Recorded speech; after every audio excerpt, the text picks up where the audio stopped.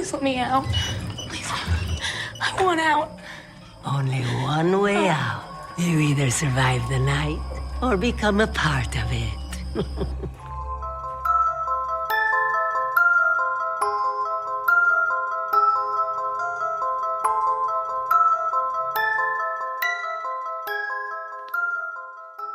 You're listening to the Fun with Horror podcast with your hosts, Scotty and Andrew.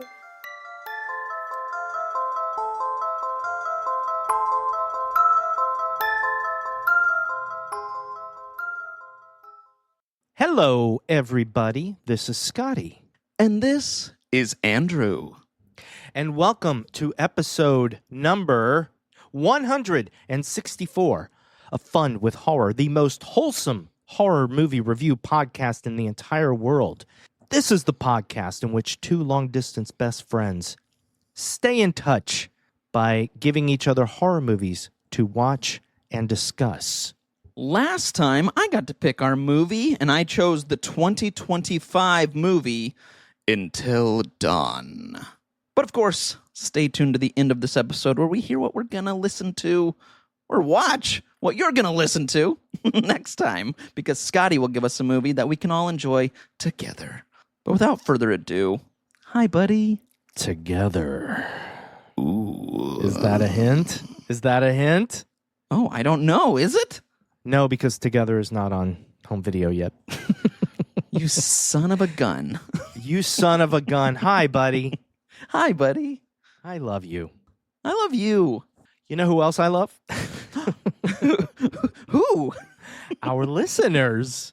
What? Me too. Did you know that our listeners can leave a review and or a rating on Apple Podcasts and Spotify? Wait, are you telling me our listeners can leave a comment or review on Spotify and or Apple Podcasts? That is correct.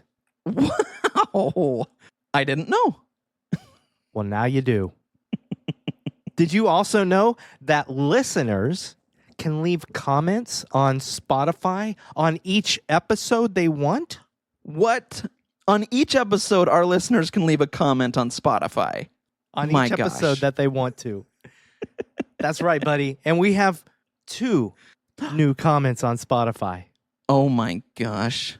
Now, here's the thing. I will probably respond to these comments on Spotify, but I'm also going to read them to you, my friend. Yay. Right here on the podcast, on this episode, on each episode, when we get new love comments. So, first of all, we got a comment by Ginger Snap.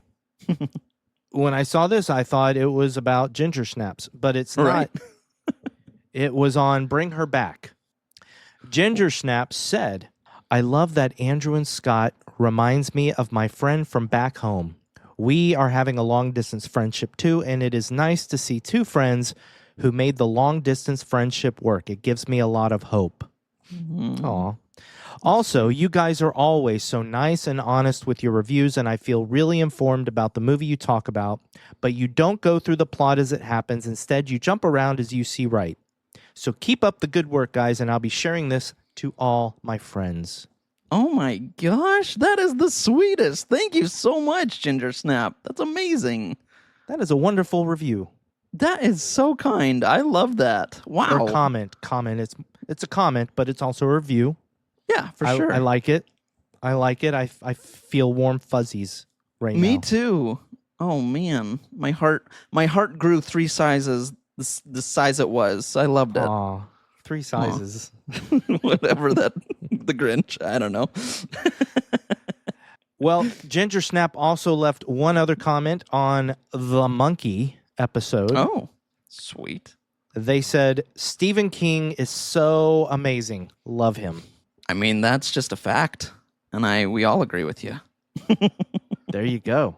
But that's it. Thank you, Ginger Snap. Thank you for those comments. That's amazing. Seriously, that was, oh man, I got the warm and fuzzies. Thank you. That was very sweet. And since we don't do this often, I'm just going to advertise one time here. It's a good episode to do it. Mm-hmm. To let everybody know we have a Patreon. Yes. And our Patreon has changed a bit. So go to Patreon, search for the Fun with Horror podcast, and you'll find us. We now have 2 tiers. We used to have just a $5 tier, but Andrew and I, we're busy guys. We don't have a lot of time, and we feel bad that we haven't put out as much Patreon content as we'd like. So what we did is we created a lower tier. It's only $2. Nice. So people who don't feel like they're getting their $5 worth, they can drop down to $2. Or if you just want to subscribe to $2, that's fine. You're going to get everything. You're going to hear all of our Patreon exclusive episodes. The only difference between that and the $5 tier, which is still there, because people, I found out, still want to support us. And I love that. It just, again, warm fuzzies. For sure. Warm fuzzies, buddy. It's warm fuzzies, man, all around. But the $5 tier will get you our episodes at least a day early, if not more. Whoa. So, yes, the last 2 episodes have hit Patreon on Sunday before the Tuesday that everybody else gets to hear the episode. So that's like a 2-day head start if you want to be a $5 Patreon subscriber. The tiers are called Friends with Horror. That's our $2 tier. Nice. And our $5 tier, of course, is called Friends with Benefits. I love it. Wholesome. Wholesome. We're wholesome. Buddy, have you seen any movies lately? Besides No. Until Dawn? Not really. No, I'm trying to think. I feel like not really, man. How about you? What have you seen? Well, I did see a movie. I mentioned that I was going to see it in our last episode, and I saw it, but I'm not going to talk too much about it. I saw Weapons. Yes. It's the talk of the town, buddy. I'm avoiding it as much as I can because I'm so excited for that movie. I'm not even going to tell you what I thought of it, buddy. Well, I'm not going to tell you that I liked it a lot.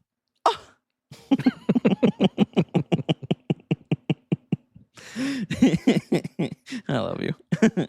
But guess what else? I got to tell you this. I have told you this, but I got to tell you this on the podcast.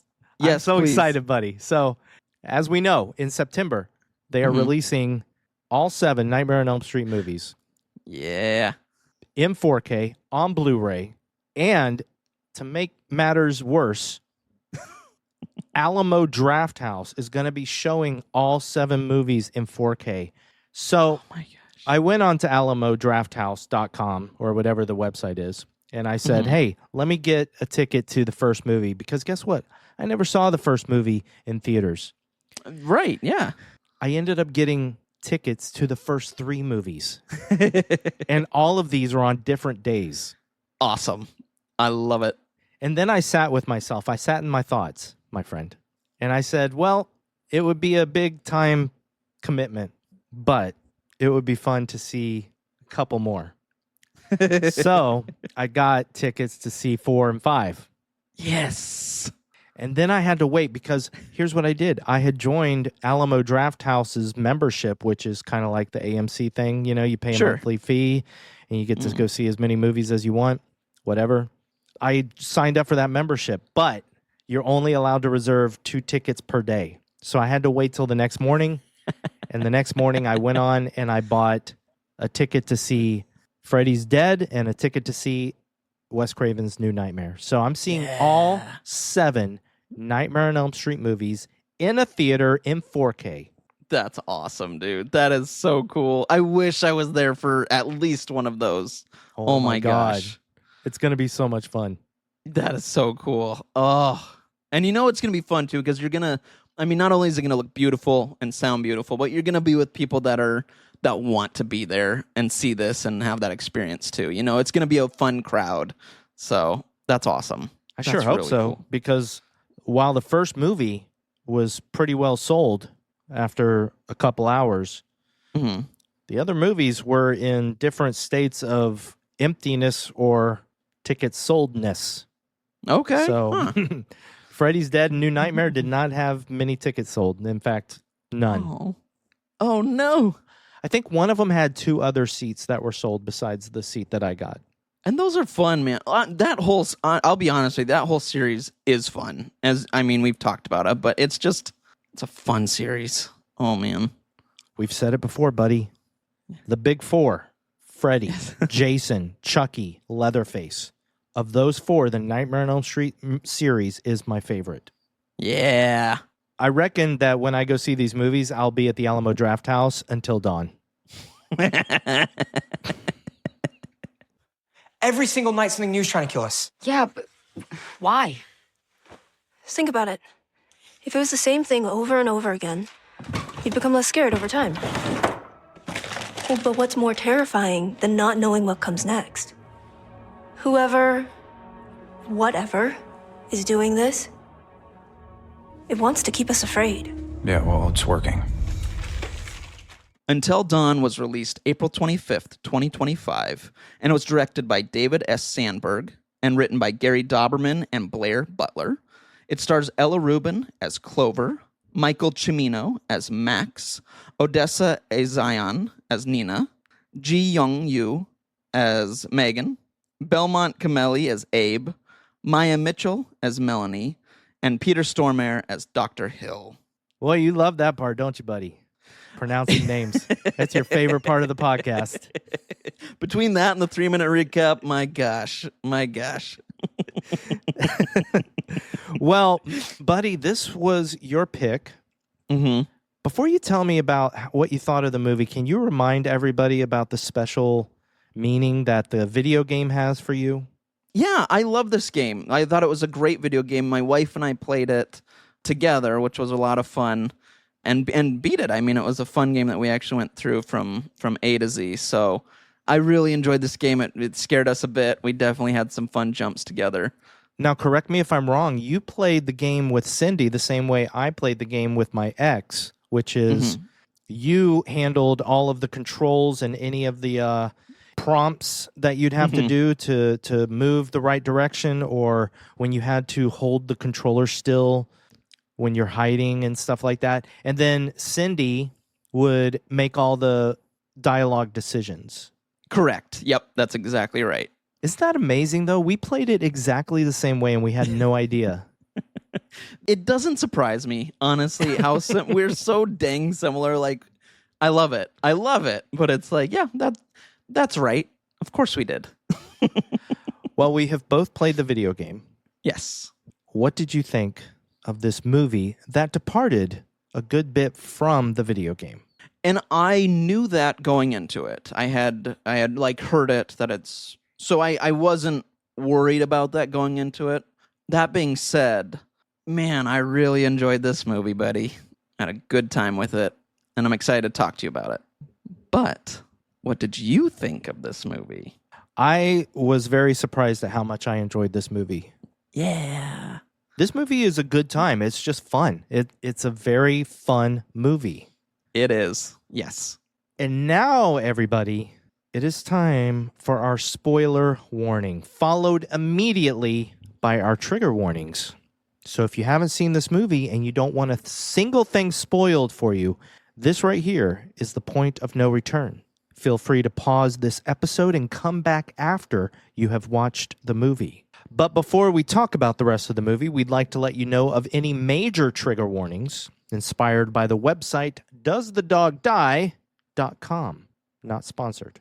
Nearly every horror movie inherently has triggers, but there are some that we would want to know about before watching a movie, and we're here to let you know about those. As a matter of fact, buddy, before I even ask you, Yeah.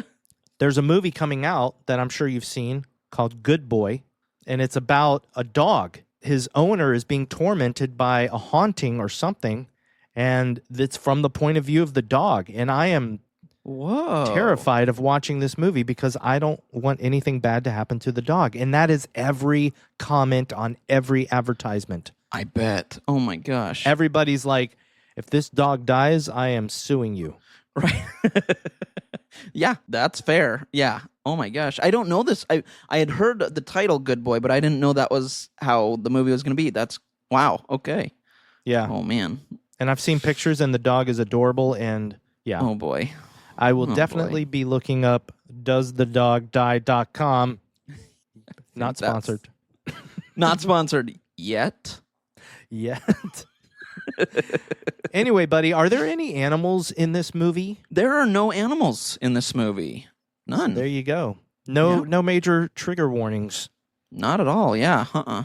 That means I am pulling out my lucky virtual 20-sided die. Yay. And what happens when I roll this die, Andrew?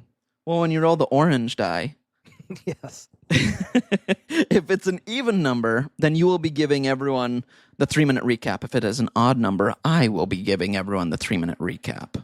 That's right. And That's right. guess what? What? I'm rolling it right now, and I'm going to ask you to tell me when to stop it. Stop it right now. Andrew, the number is 19. That's You, me. my friend, are doing the 3-minute recap. That's fair. You've been doing it a lot lately, so it's fair. It's fair. And coincidentally, my friend, Yeah. I was chatting with my good friend Odessa Azion, Aww. and she said, first of all, tell Andrew it's Azion and not a Zion. Well, those that are closer call her A Zion, but that's fine. That's okay. She said, I loved your review of Hellraiser. It was fantastic. I especially liked it when you talked about me. Mm-hmm. And because of the 3-minute recap in that movie, and she said, I can't even remember if it was you or Andrew that did it, but because of that, I want Andrew to do the 3-minute recap for Until Dawn. Wow. Because he's my favorite. Oh, wow. Thank you, A Zion.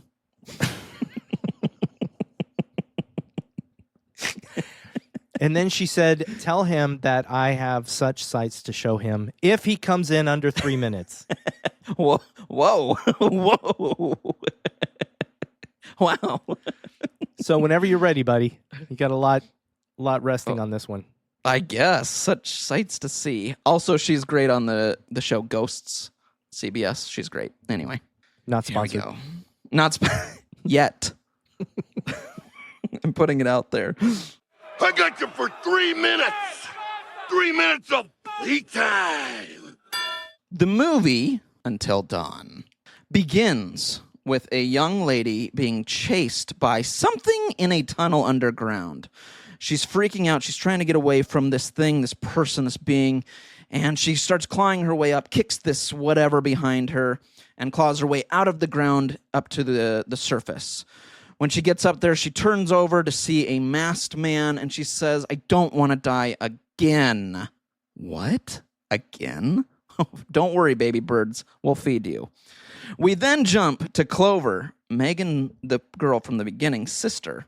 It's been a while since Megan has gone missing. Clover and her group of friends decide to go either look for her or try and find some clues as to where she may have gone, and they're going as a group. They eventually go to this gas station where we meet, although I don't know if they say his name there, but we meet the actor, Peter Stormare, and he talks about how people go missing over there all the time at this certain place, and I can't remember the name of it. So they go, we got to go there. So they go to this certain place, and on their way there, there's a huge storm that happens, a crazy storm. They're wondering if they should go back, go forward, go wherever, and they finally get through this storm into this area that's like a circle without any stormwater coming down. It's almost like under a dome or something. And there's a cute little house. It kind of looks like it. It's not under a dome, but that's what I would describe it as. And there's kind of a cute house, I would call it, when we first see it. Almost like an old Victorian house. And they decide to park and go in, but they, of course, are looking at this kind of phenomenon around them of all this water in a circle all around them, but not in this area that they're standing. Eventually, they go in to this house and see that it's people can write their name in that have checked in. And Nina looks in this book where people have checked in and sees Melanie's name. Again, Clover's sister from the beginning. I think I called her Megan earlier. It's Melanie. Anyway, she sees her name. So, of course, they realize she's been there. She's been here. During this time, they all kind of explore the house a little bit in different areas. And we hear at one point, Abe is in one area looking at all these pictures on the wall. And he starts pulling off the pictures and seeing all these missing people posters without any information on them, just missing. And it's just filled with missing people. Megan's in the bathroom. She's looking in the mirror. and kind of cleaning it off. Nina had just written in the book. Max and Clover was outside at the time that all this other stuff is happening. She thinks she sees her sister out in the rain, so she runs out, and Max eventually grabs her and pulls her back. During this time, though, things start to get a little crazy. We hear Abe freak out, or we hear a thunk, I should say. Nina goes to check on him. She turns the light on, and we see a masked man in there has just killed him. We then hear her scream, and everyone runs to that location where we see the masked man has killed Nina. They kind of run away from this masked man. Clover and Max and Megan run down these stairs into what looks like kind of another almost part of the house, but with windows underground. Megan and Clover see Max get killed. He gets stabbed in the eye. Clover is standing behind this kitchen door, and Megan is in a closet in the kitchen, the pantry. The masked man comes in, takes Megan out, and beats her to death by smashing her head into the floor. Of course, Clover starts running towards him and stabbing the guy, where then she is killed. Everyone, all of a sudden, we see that in the house there was this, what do you call it, sand turner? I forget. Hourglass, thank you. Hourglass that has turned from upside down to right side up, and everyone is back alive where they started from at the beginning, except they have some wounds, like Max has a black eye, and we have some other injuries. They realize, though, during all this, that obviously something's off here, and that night 2 happens, and they all start to die again. Throughout the movie, we see lots of deaths. Things happen. Clover eventually finds her sister, but her sister has now become what they call a Wendigo. She's now a creature, this being that's not her sister anymore. We then see that the guy at the convenience store is actually a doctor, Dr. Hill, who is studying these creatures and realizes that people that are in this time loop that they're in, after so many days, start to change. They start to become these creatures, and eventually they lose themselves to these creatures. He's studying them, trying to figure things out. What they realize throughout this, though, is that someone needs to die at night while the others can escape. And if they escape or make their way through until dawn, without dying, they can leave safe and be okay. So eventually we get to the end where, and we'll talk about the middle, but we get to the end with Dr. Hill where Clover eventually sees him. Everyone's kind of in a different area at the time. She realizes at one point that the water kills everyone there in a very fun scene. She moves his coffee mug as he's kind of looking away under the water. He drinks it. He dies. And then they all escape right at dawn. They all escape. And of course, at that time, the storm has cleared and they all leave. We then see, as we cut back down to where Dr. Hill was, that there's some TV screens, and we see a car drive on these screens to a winter cabin, leaving it for, well, we'll discuss that. And that's until dawn. Wow. You came in just under 3 minutes. Oh, good. Odessa texted me and she said, "Tell that dirty-minded fool that when I said such sights, I meant hell." Oh. Yeah, she's going to get a Cenobite to torture you for eternity in hell. And that's the sights that you're going to see. I mean, that checks out because that is a famous line from those movies. So it all adds up. And of course, within the torture, there's pleasure because that's how Hellraiser is. With pain comes pleasure. That's true. Come to daddy. There you go. Yeah. Yes. Yeah. That was good, though. That was good. Yeah, that was a perfect Andrew 3-minute recap. Oh, I knew. Even before I looked at my watch. Yeah, I was like, dude, get to it, man. But that intro, it sets you up, buddy, and I'll give you the details on that intro like nobody else. You definitely did. So let's get into this movie. Did you have any quibbles, or was this movie perfect? I mean, it was so much fun. I have one question, maybe quibble. So towards the end of the movie, and maybe you can answer this, we kind of go through the montage of all their deaths. And they're looking through Abe's phone, and we see Megan has recorded herself after everyone else has died. Megan's going to follow Dr. Hill, which she does. So the next day when they have woken up, after they've all died, and she's not there, Did she not die then that night? Does that mean that she could have, because you want to live until dawn, which technically she would have, but is the rule you need to get until dawn and escape, and then you're safe? I just wasn't sure the rules behind that. That was my only where I went, well, she lived through dawn, but did she need to escape as well? That was my only question. Welcome to my major quibble, my friend. Okay. While this movie was a ton of fun, and I liked the different things that it introduced as far as a Groundhog Day type movie with a time loop, Right. I do wish that there had been more explanation of what was causing this time loop. Right.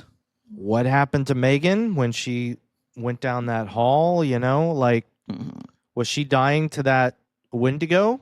Maybe the Wendigo killed her every single time. Right. And that's how everybody looped, because the Wendigo killed her. There you go. Yeah. So she didn't want to die again to this Wendigo that keeps killing her for however many nights. Although that may have been the last night. Was that the last video on the camera? Yes. So that was the last video, but I mean, everyone else was dead. So they woke up after she had already left. Well, they would have woke up after she went into the tunnel and got killed. But then she would have been right there with them because they all wake up in the same spot they were at. So she would have been in the bathroom. Who knows, man? I know that was my only, and it's one of those I should probably be like, just whatever. But I'm very curious about No, you that. should not be whatever, because that is what do they call them? Conundrum? What do they call? No, plot hole. It's a plot hole. Oh, right, yeah. That's what the kids call them these days. I've heard of that. Yeah. I have 2 little quibbles written down. Oh, yes, please. Well, no, the second one is not enough explanation of what makes them loop. All right. Minor quibble. Okay. The night that Clover is sent into the woods to supposedly meet Dr. Hill, and she steps on the animal trap. Yeah. And then she gets pulled into the shadowy area. Yep. And then you hear her scream. But then you see her crawling out. Like, what? Like, yeah. How did she, what happened? But then her sister comes out after that. So it is like. And she acts surprised. Right. Yeah, I agree. Yeah, that was a weird moment. So that part was dumb. Yeah. Yeah, But there was. everything else was great. It really was, man. This was a fun movie. Like, I was sitting there pretty giddy during this movie going, this is just a good time, which I appreciate. Yeah, I mean, there were some, kind of cheesy dialogues at times, but it had a very unnaturally attractive cast. Yeah, I thought that too. I was like, wow, these are all right, man. Yeah. Everybody's so pretty. Even Melanie, like all of them, everybody was very attractive. Yeah. Yep. The only one, the only one I recognized was Odessa because of Hellraiser, and you recognize her from Ghosts, which you've mentioned. Now, do you know, let's talk about the cast and the director real quick. David F. Sandberg. Do you know who he is? I know the name. Help me out, though. He directed in Scotty's opinion, second best movie in the Conjuring universe, Annabelle Creation. Yeah, that is a darn near perfect movie, one that I love dearly and was scared out of my mind in the theater watching. Ooh, I love that. Yeah. He also directed Lights Out, which is an episode that I did with Mary when you were having a baby or what have you. Yep. He also directed the Shazam movies, which I will forgive him for. Well, okay. Yep. Yeah. Yep. No, I'm just kidding. The first Shazam was fine. It was fun. Yeah, it wasn't, It had some fun moments for sure. Yeah. The second Shazam movie I watched and I bleached my eyes afterwards. I did not like it at all. I'm sorry. I never watched it. I'd heard such horrible things that I was like, I'm good. Now, I didn't recognize Ella Rubin as Clover. I didn't either. Have you seen Fear Street Prom Queen? Yes, let me rephrase that then. I did. I finally watched it, I don't know, a few weeks back. I forgot about that. And yes, she is in that. And I didn't recognize her until afterward, and I was like, oh, that's right. Of course it was. Quick aside, I'm very surprised that you've never picked that movie, since the Fear Street trilogy is what basically helped start this podcast. It's true, but I mean, I'll be honest with you, it was not my favorite movie. No, but I'm saying I'm surprised you didn't pick it before you watched it. Oh, right. I know. I don't know. There was just so much, buddy. It's been such a good year for movies. Like the last 2 years, I feel like we've just had some really good ones. So I don't know. I just it came later. Guess I won't be picking it now. Jeez. Well, I mean, no, we can absolutely discuss it. Oh, My no, goodness. you hated it. You hated it. So we're not picking it. I said it wasn't my favorite. Michael Cimino. I've actually Yes. seen him, but I didn't really recognize him. He was in Annabelle Comes Home. Oh, of course he was. Of course he Of was. I don't course remember he was. because that movie is what The Nun is to you. Oh, but I have a friend that's in that movie, so I do Which like one? it for that as well. Katie Sarif is her name. She was like which Oh. movie? in Annabelle Comes Home. Oh, okay. And Well, so- she was in a terrible movie. I liked it all right. Okay, I haven't seen this yet. You might Mhm. have because you have a daughter, a stepdaughter. True. Have you seen K-pop Demon Hunters? Oh my gosh, I knew you were going to say that. I don't know why or how. Maybe because I mentioned that you have a daughter. Maybe. This is the second time this week though that someone's brought this up. I have a coworker that swears by this movie. And so this weekend I think we might be watching it because I'm like I've seen it from people on Facebook. This movie is people love this movie, man. So I'm going to be watching that. Well, evidently Ji Young Yoo does a voice in that movie. Oh, cool. That's awesome. And did you by any chance, stupid chance, see the Saved by the Bell remake show? I did not. That I did Okay. not watch. All right. Well, Belmont Cameli, who played Abe, he is in that Saved by the Bell remake. Oh, okay. All right.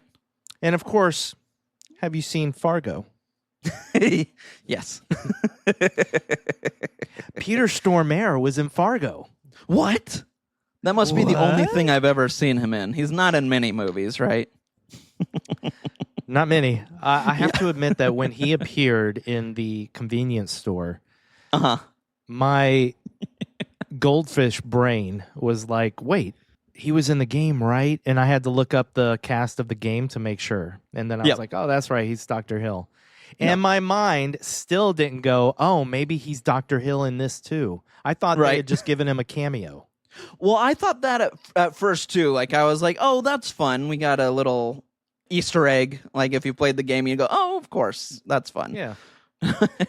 Yeah, but then, of course, when we get more of them, I was like, oh, cool. That's a good time, man. I like it. So the beginning of the movie, Mm-hmm. as you know, I watched this twice. Yes.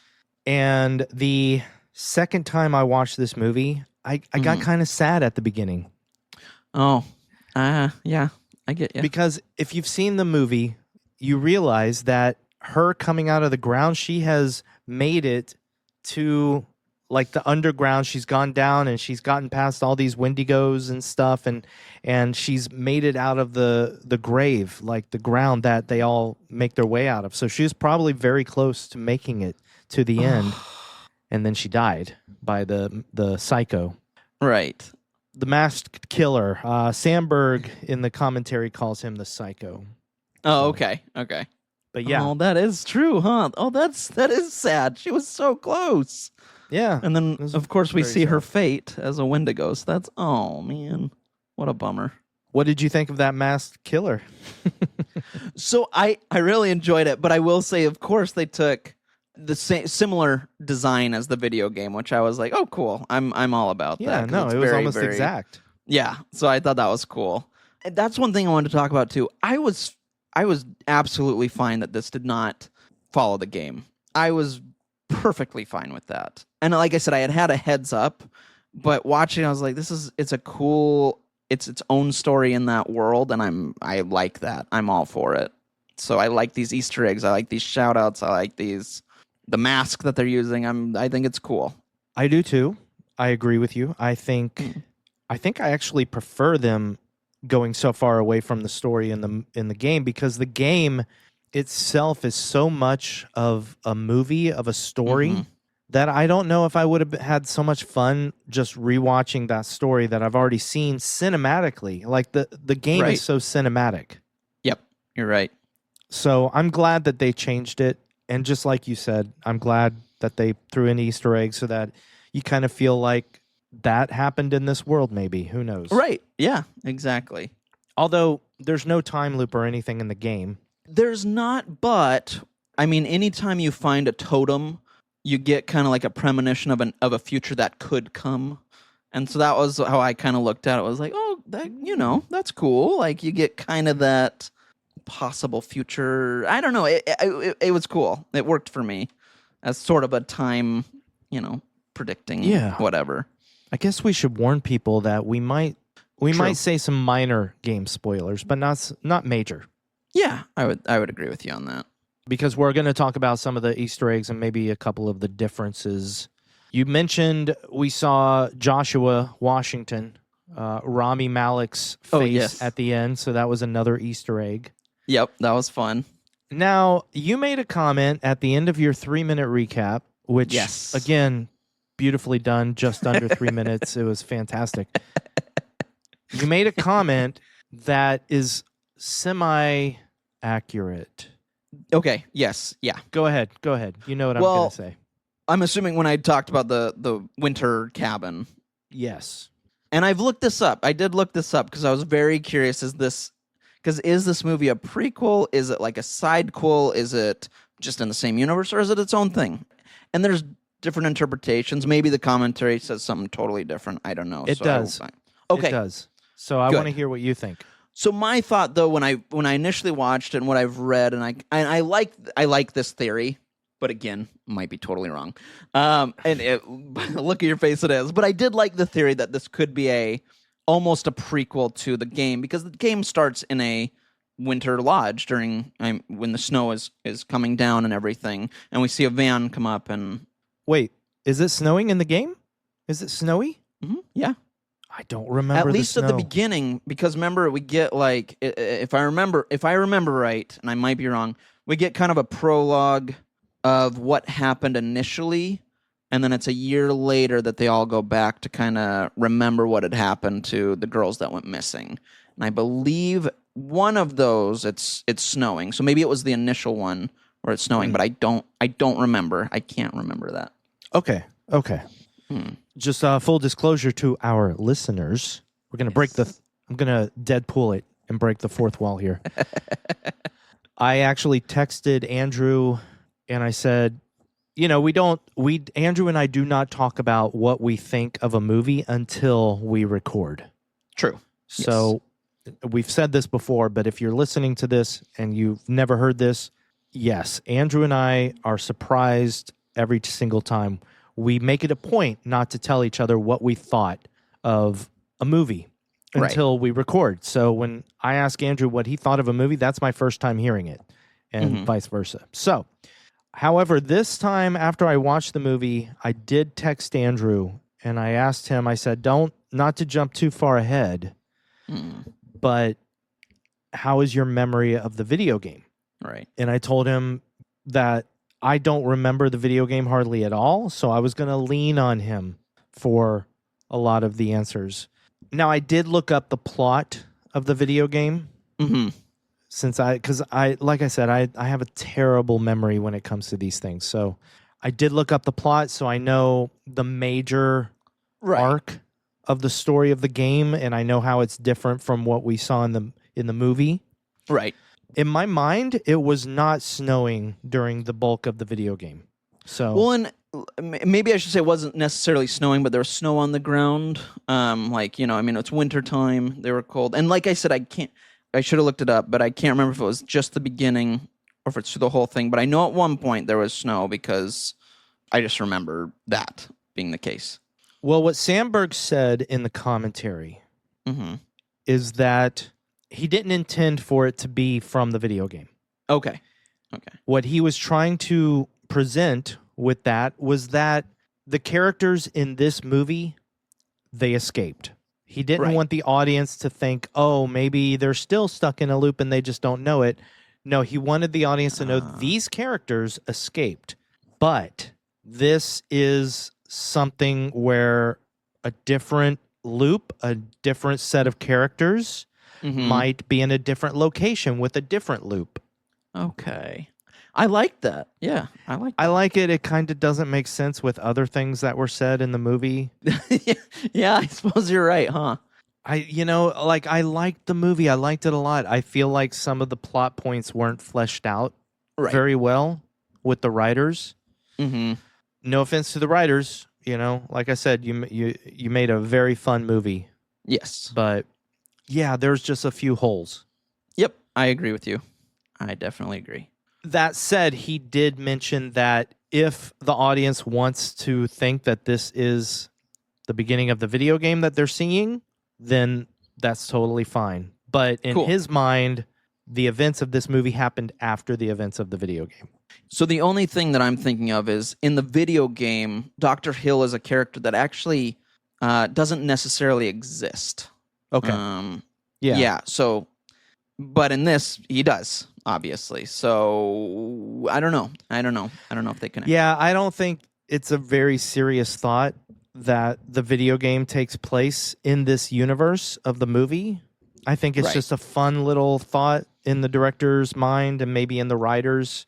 They just wanted to pay homage to the video game and throw some stuff in. And that's why we have a Wendigo. That's why we have the masked man. That's why there's the file with Joshua with Rami Malek's face on it. Right.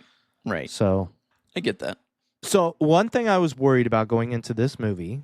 Yes. I knew that there was a time loop involved. Right. I did too. Yes. So one thing I was worried about is I think we've kind of seen that before where a character keeps dying in their time loop. I forget what movie. Was it Palm Springs or something? I can't remember. Palm Springs that happens in Happy Death Day and Happy Death Day 2. Right. See, so I felt like we'd already seen it. So I'm like, is it just going to be kind of like that again, but with this cast? So I really, really loved the idea that they were terrorized every single night by something different. Yeah, me too. I love that. I did too. The second night, I was like, okay, when's the masked man going to show up? Mm-hmm. Because the first night, as you mentioned in the recap, it's the masked man that kills them all. Right. Exactly. And the cool thing, and this is fun when you watch it a second time, is that Dr. Hill at the end of the movie tells Clover that what they see in the time loop reflects their psyche. Right. Yes. And that the masked killer represents blah, blah, blah, and that it's very common. So that's why most people come across this guy. Nice. Yep. So, and he mentioned what different little aspects represent and such. I know but see, again, that creates plot holes because then he mentions what the Wendigo represents, but we've also seen that people turn into a Wendigo if they're caught in the time loop too long. Right. And now I am going to spoil a tiny bit in the video game. Yeah. We find out in the video game that people become Wendigos from eating human flesh. Correct. Cannibalism turns them into Wendigos. The movie doesn't specifically say that, but we do see a guy in a video actually eating a dead person's body because he's desperate, he's hungry. Yes. And then he turns into a Wendigo. So I don't think that it causes the people in the movie to turn into Wendigos. Right. No, I agree. But I think that was a little homage. One thing I would have liked, too, is like if they didn't make Until Dawn that they become something. It doesn't have to be a Wendigo. It could be anything, something horrifying there. But I feel like I don't know. I just thought that would be cool. Yeah, I don't know. I feel like the movie was saying that if you go through the loop enough times, you turn into a Wendigo. That's what I got too. Yeah, that's what I was gathering. So then how is a Wendigo appearing in your time loop right part of your psyche? So plot holes. Yep. I agree. You got to turn your mind off a little bit to just enjoy the fact that in the third night, they drink water in a bathroom. Andrew, you mentioned in the 3-minute recap that the water in this loop, in this thing, Yes. causes something crazy to happen. What happens, buddy? Well, if you drink the water there, you start not feeling real good. Something's stirring in you, and then you blow up. You explode. You explode. Or in poor Megan's case, you explode in many parts. Oh my gosh, poor Megan. I was like, Poor Megan. why her? Like, what? She's so sweet. Why? Why? I know. She got it worst of all, I think. She got it real bad. I mean, she got her head bashed in. Yeah. Well, okay, the second night she didn't get it that bad. She just got kind of possessed. And snapped and her then own neck. Snapped her own neck, yeah.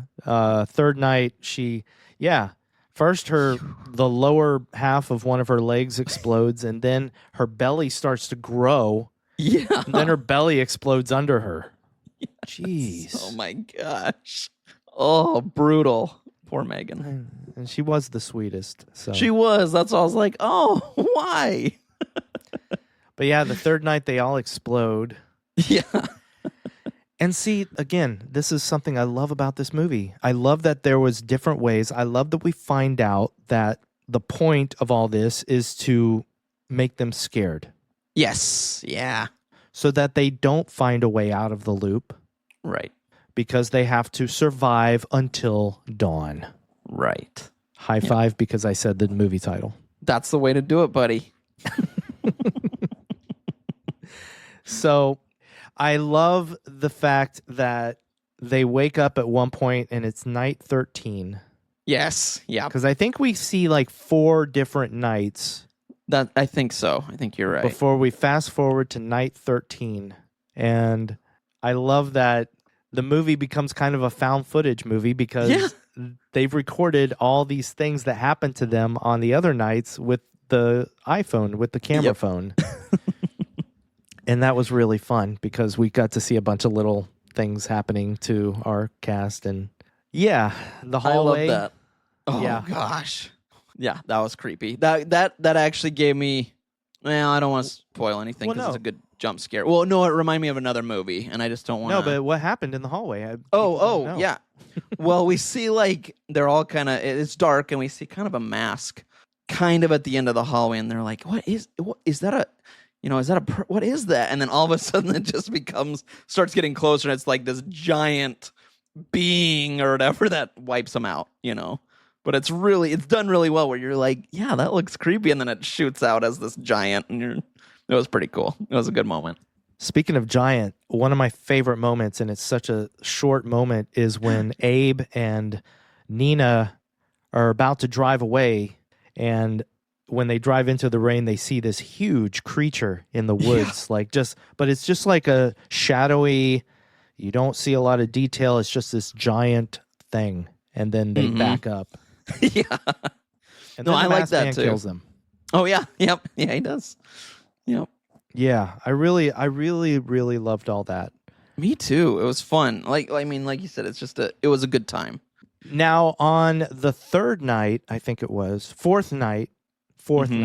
So this is another thing that I have a tiny teensy weensy quibble about. Okay. Megan has a tooth growing in. Yes. And then Max has longer fingernail claws. Yep.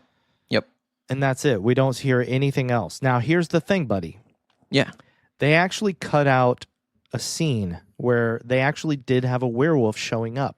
Oh. So there was a werewolf scene, but they cut it out because they didn't think the werewolf looked good enough and so forth and such. And for instance, when they go out to the woods and Megan is on the glass of that room and the Wendigo jumps on her. Mm-hmm. Was it a Wendigo? No, it was a slasher. Yeah. The slasher shows up. Wasn't it? No, he shows up later at the end of the movie. Oh, okay. When he stands on when they're underneath it and he stands on the top and he breaks it with his sledgehammer. Right. So I think it is a Wendigo comes out and tackles her and they fall through the glass. Okay, yeah. Okay, yeah. That's right. That was supposed to be a werewolf in the original script, but they changed it. Oh, interesting. So, yeah. I would have liked that. But then I wish they hadn't had the hints of the werewolf if they're going to cut that. Why leave the thing about her tooth and his claws, Right. Because then we don't hear anything else. I just didn't love it. Well, we see Abe's back later, has all the things poking out or whatever. But that was the same time. Oh, right. Okay, yeah. And then we don't really see transformations happening after that. True. Wait, or was that the 13th night when Abe? No, I think that was the third. I thought that was the 13th night where he lifts up his shirt and he's like, something. Yeah, you're probably right, buddy. Let me just tell you, if you look at the movie and the bonus features, there are 39 minutes of deleted scenes. Oh. Now, some of those are extended scenes. So some of them contain stuff that's in the movie, but if you want to watch all the deleted footage, you got to watch 39 minutes. Like, that's a lot. That is a lot. That's crazy. And I didn't watch them. I meant to, but I was like, nah. I just listened to the commentary and that's it. So, all right. Okay. The other thing, like, there was this focus on the water tower. Oh, yeah. That's right. Yes. And then nothing. Like, we see the water tower, the camera looks right at it, and then there's a camera angle from the water tower as if somebody is watching them from the water tower, but then nothing. See, I thought maybe that was just showing, like, because then at another point we see people standing outside. There's just more things popping out outside that are creepy because we get, like, the witch's house and all that. So I thought maybe that was, like, saying, like, the water is the enemy in this one, and then it just stays there. You know what I mean? So that one was okay to me. I just thought, oh, the water. Yeah, water. Don't drink water or you blow up. Kind of bugged me. I get you, buddy. Yeah. Well, I'm glad you were okay with it, though. Thank you. I always want you to enjoy things more than I do. And vice versa, buddy. So I'm sad that you didn't. All the missing photos on the wall. Oh, yeah. We see at the end of the movie that most of those photos are cast and crew members. Oh, you're right. Did you watch the credits? I did. Yes. Yeah. Okay. Yeah. So we see that all the crew members, but I did recognize David F. Sandberg. I've seen him before in bonus features and stuff. So I did recognize his picture when they showed it. I was like, oh, it's the director. Look at that. Yeah. A good camera. But here's the sad thing. In the lore of the movie, okay, all those people went through the time loop, right? Yep. There are little kids. That was my thought. Believe me, buddy. I thought that immediately when I saw it. I was like, that kid was... And especially, too, because when Megan gets possessed and starts talking like each of them, which was really cool. I really liked that scene. I thought that was so creepy and well done. But she talks as the little boy, and I was like, that's horrifying, because that little 6-year-old kid probably by himself had to go through all of this truly hell. It made me mad. I was like, you beat this stupid thing and you find those people and you made me mad. You're such a cute, angry Andrew. This is why we're best friends. Whenever you get mad at me, I just chuckle because it's so cute. Thanks. You're just like a little jolly elf getting mad at me. I'm not mad at you. Not at all. You should be in a Christmas movie. I kind of was, but I died. Oh, that was a Christmas movie. It was a Christmas Andrew, tell movie. everybody the name of that wonderful piece of film. Art. No, It's that's not it. No, Piece of art. Yes, it is. It's a piece of art. Knife Point. Yes, Knife Point. Everybody, my feature everybody, film. go look at it on Netflix. It's a Christmas movie. No, not Netflix. Prime Video. Yeah, it's on Prime. What else?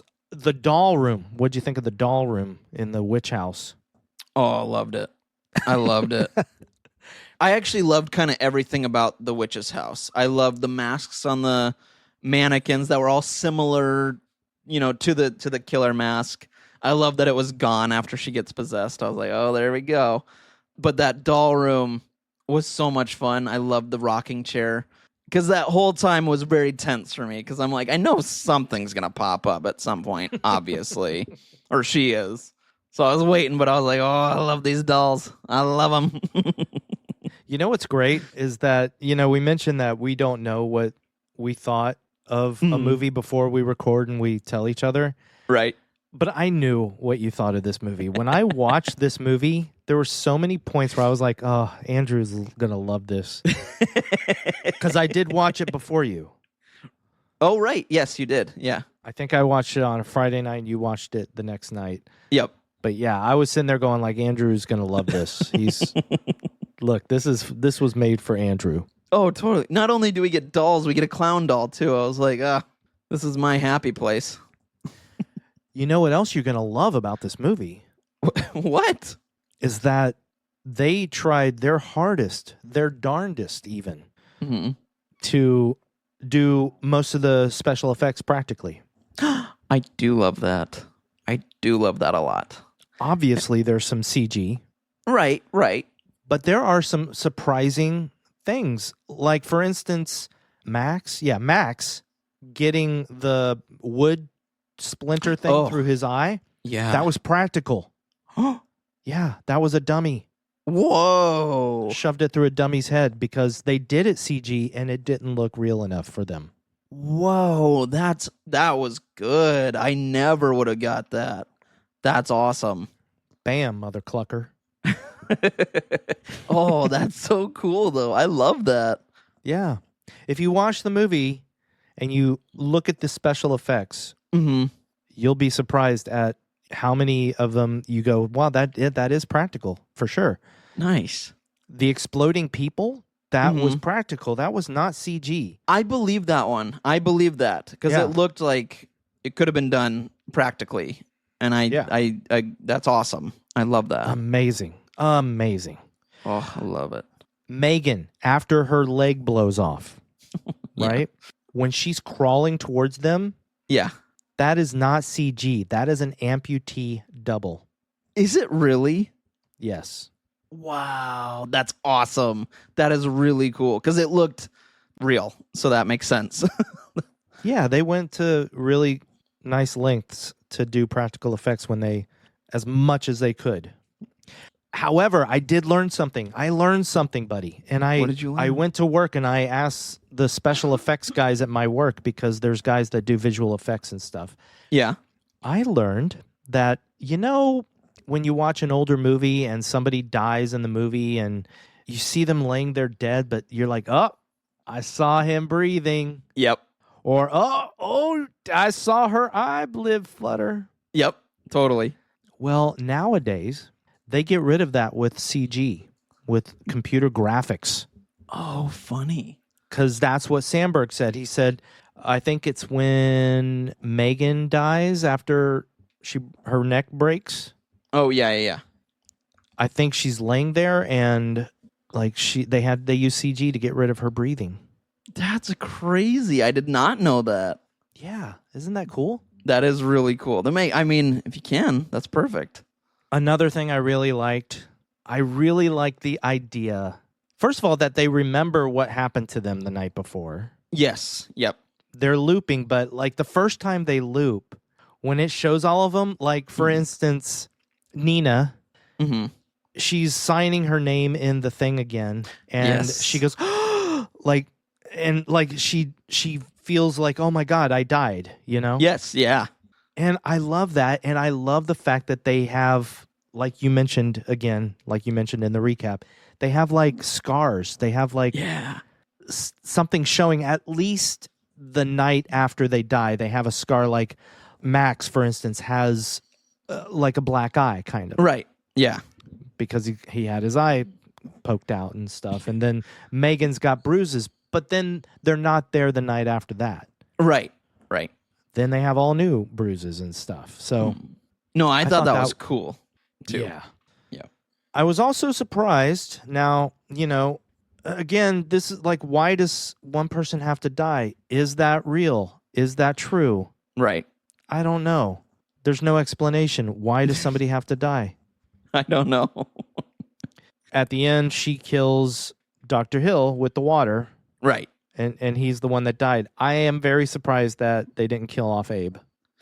I am too, but I'm glad. So Abe gets a bad rap, but also like I enjoyed a couple things that he said. No, he is. He's not a great guy, but there was a couple lines that did make me laugh.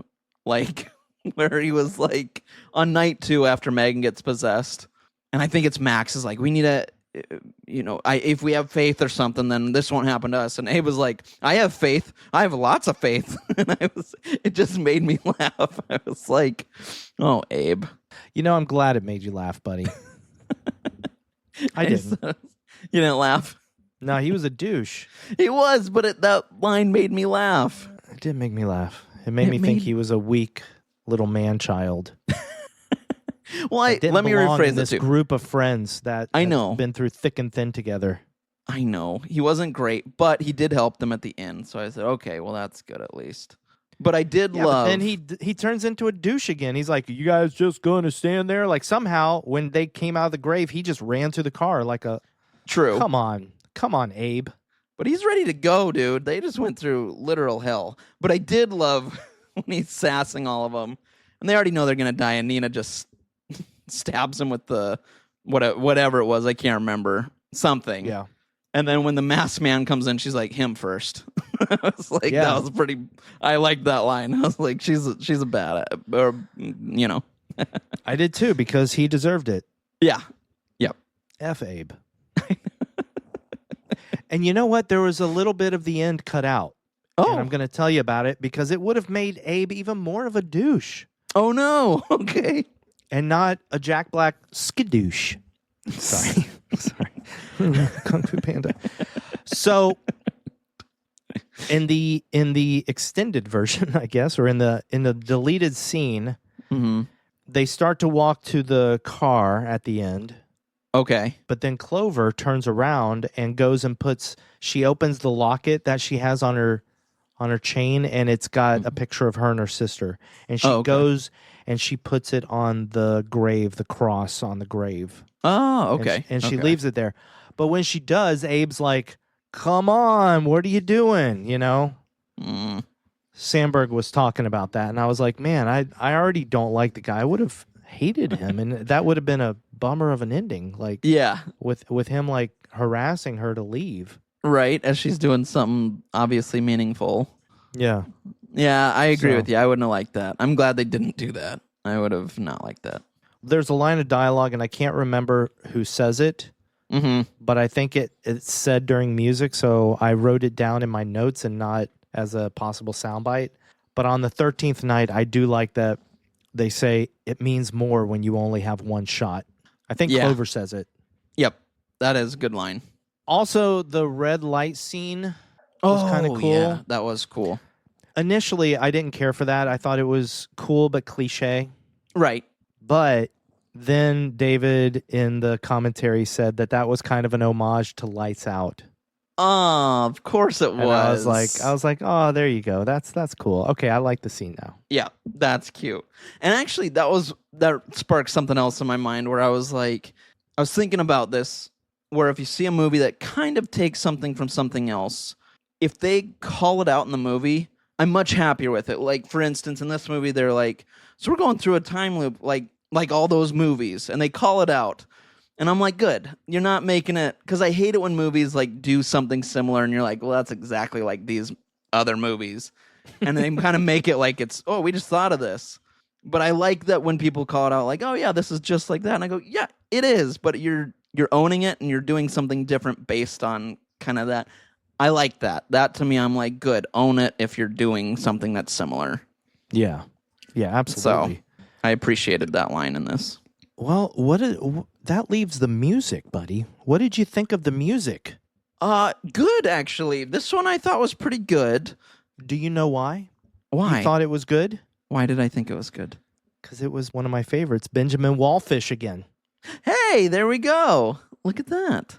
So Benjamin Wallfisch is a oftentimes collaborator with David F. Sandberg. He scored the Shazam movies. He scored Annabelle Creation. He scored Lights Out. Now he scored this one. Awesome. All right. Now, I will say I listened to the score soundtrack today at work. It's not my favorite Benjamin Wallfisch score, but I like it. It's got some good moments, especially the opening theme. Yeah. Yep. My question was if he used any of the music from the video game, and as far as I can tell, he did not. So. Okay. And I don't remember like music from the game at all. I do not remember any of it. So I don't know if there was even, at least to me, well, that's not true. The beginning song, there's like a song with lyrics, but like the score itself, I don't really remember much. And if I'm correct, they took that song out for the remaster of the video game. Oh, did they really? Yeah, like it's a whole new score, I think. Oh, weird. Okay. But then this is its own story, so they wanted a whole new score for this. But yeah, interesting. But I do love Benjamin Wallfisch, so yeah. Even a score that's not my favorite of his is a score that I love more than many other music scores. So which one's that? No, I'm just saying. Oh. Like even my least favorite Benjamin Wallfisch score is better than most of the scores we hear. That's fair. Yeah. I wouldn't argue that. He's one of my favorites right now. Still is. I love him. That's awesome. But now, buddy, I think it's time for 3 questions. Yay. Who would cross the bridge of death must answer me these questions 3. Question number 1. And this is an interesting one because there's lots of deaths in this movie, but not as many as I thought when I rewatched it. Oh, okay. So, here we go. What did you think was the best kill or death in this movie? I mean, you could say all of them, but like I have to go with Abe blowing up in the bathroom. Caught me so off guard. I knew something was going to happen. He kind of coughs up some blood. You know, he's got something, and I go, I don't know what's coming. And then when he blows up, my wife and I, Cindy and I both were like, whoa, what? And it just was such a fun death that I got to pick that. I absolutely agree. That is my favorite. I wrote down 4 different deaths. Nice. And the other ones were Abe pinned against the wall and then falling in half. I just love the fact that his body just falls in half. I wrote down Megan with the leg exploding and stomach exploding, and because I hated it that she died like that, but it was good. It was. And I also wrote down the psycho dying at the end with the sledgehammer to the head because that was great. It was great. That was a good kill. That was a really good kill and fun, and it was like teamwork. So yeah, but like you, the explosion caught me off guard. It was so wild, man, but what a joy. Plus, I already did not like Abe at that point, so I was really happy to see him explode. Yep. Question number 2, did you think this movie was scary? I didn't. I thought there was some moments, like I could definitely see people getting nervous with this one, because you do get in like this town. I mean, I would call it like a town because it does start to form a little bit outside. And it's creepy. The witch's house scene is pretty creepy. The slasher, I mean, there's lots of creepy, eerie moments. And I think people that get nervous at horror movies would definitely have some scary times with this. I saw it more as just a fun ride. So I wasn't scared. I didn't think it was scary, but I could see how people would. What about you? I completely agree. I think this movie is more fun than scary. Like you, I think there's a few moments that are creepy that could be creepy, but they're so cliche that I don't think only the most sensitive of people will find them scary. Right. Even the witch was great, but in the commentary, Sandberg mentions that it's a young actress, actually a very attractive girl, in the old woman makeup. And I could tell, and it kind of took me out of that moment. Yeah, that's fair. Because I was really enjoying the witch, but when she stood up, I was like, oh wow, her eyes! I can see her eyes, and she's definitely a young person in old makeup. So, yeah. But question number 3, my friend, did you have fun with horror? Buddy, I had so much fun with this movie. It was a good time. And you, my friend, did you have fun? This movie is very, very fun. If you're not totally distracted by the plot holes and worrying about what's making everything happen, then yeah, I think this is a really fun movie to watch. It doesn't take very much time to get going, which I appreciated. Me too, yeah. Until Dawn gets the fun with horror, fun approval. Oh, I agree. I agree, buddy. Oh, that's something we should do. We should say whether it gets the fun stamp. Ooh, I like that. Fun stamps. Fun stamps. Look at that. 164 episodes in, and we're still thinking of new ideas. That's how we roll, buddy. We have to go back to each movie, all 163 movies we did before, and say whether they got the fun stamp. But we'll try and edit it in like just casual. No, like we're doing it right now. Tourist Trap. Did it get a fun stamp? Oh boy, here we go. Yes. How long have we been here? I don't know. 3 or 4 nights, I think. 5, actually. It's been 5. No, not 5. 13. What? It's been 13 nights. Buddy, as you know, this is pretty much my favorite part of the podcast when I get to ask you what we're watching because, as we mentioned earlier, I mean, we don't give each other any details about what we thought of movies, but we also, for the most part, don't know what we're picking. Every once in a while we have to do it, but this is one of those times, man. I have no clue what you're picking, and I am very excited. So, what are we watching? I think you've mentioned that this is your favorite part once or twice. I think every time. But how about all those fun stamps we just gave? That was amazing. Man. I can't believe we did that. I hope it recorded. My computer's acting weird, so I think I forgot. I think I accidentally hit stop. What? But hopefully we got at least the first 5 movies on record, but we'll find out. I'll find out when I edit. 'Cause that was a lot. That was 163 we shot through, so yeah. Oh, so were you asking me something? I'm sorry. Oh yeah. Hey, what are we watching? Well, buddy, I know what we're watching. I'm going to go with another recent movie. Oh, okay. Okay. But here's the kicker. I don't know how much we're going to consider this movie horror. Okay. I think I might know. Our next movie is Megan 2.0. Yep. I thought so. Right on, man. I was curious about whether or not I would end up picking this or one of us would, because what I've heard that it's not scary at all. Right. That some people think calling it a horror movie is a stretch. Yeah. Okay. But we did the first movie. I think it's only fair. And the other thing is that I did not see this in theaters. I know you didn't, but I definitely did not see this in theaters because of what they did with the first movie, which is releasing a PG-13 version in theaters and then later releasing the unrated or R-rated version at home, which when we did our podcast, I think we did the podcast on the PG-13 version. We did. Yep. And then I think episode 1 or 2 episodes later, I said, hey, I watched the R-rated version and it was so much better. Right. Yep. So they released it at home and it does have an unrated R-rated version. So nice. All right. So we get to see the proper version right from the start. So everybody, we are going to watch the unrated or R-rated, I don't know what they call it, but that version of Megan 2.0. We are not watching the PG-13 version. Sweet. Yes, dude. I'm excited. I had the same thought of like, I don't know, just from what I've heard and seen, I had that same thought of, I don't know if it's horror, but I'm excited, man. I thought the first one was such a fun time that even if this isn't, I'm happy to watch it. I'm very excited to watch it. I'm looking forward to watching it. I'll be honest though. Yeah. I don't know how I'm going to feel. I was never that blown away by the trailers. Fair. All right. I watched, and I didn't watch the full trailer as I do. I know I definitely watched at least half of one of the trailers. Mm-hmm. And I was like, I don't know. I don't know.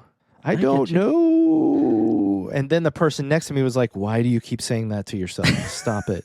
And I said, sorry, but I don't know. But what's wild is you were actually by yourself the whole time. There was no one in that theater. Yeah. That was awesome. Yeah, what a trip. See, I had the opposite, though. I watched the trailer to this, and I was like, I thought it looked fun, and I was like, I don't know if it will be horror, but this looks like a fun time for me. Yeah, that's what I'm hoping. I'm hoping it's at least just fun. Yeah. Yep. Yeah. So let's have a good time, buddy. Hey, raise our glass and have a good time. All And right. tear this movie apart. We're coming for you, Megan 2.0. I don't know. Andrew. Yeah. Well, actually, let me start with everybody else. Listeners, everybody out there, thank you so much Yes. for thank you. listening to Fun with Horror. Thank you. Thank you so much. We appreciate each and every one of you. Andrew appreciates you a little bit more than I do. It's true. That's true. We've talked about it, and he gets the gold medal. He gets the fun stamp. Buddy, it's true. Can you please get a tattoo on your lower back? If you think that I don't already have one that says fun stamp,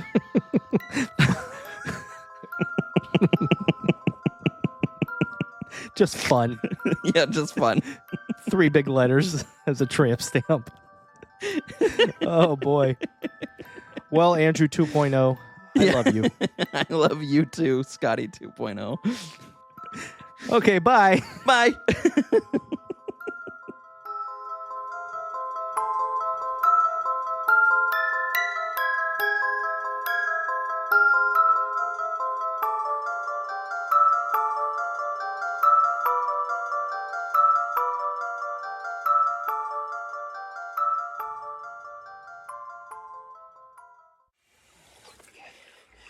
So, you're sure that's what she said? About surviving? And it was like a for real witch? I think it was a for real witch.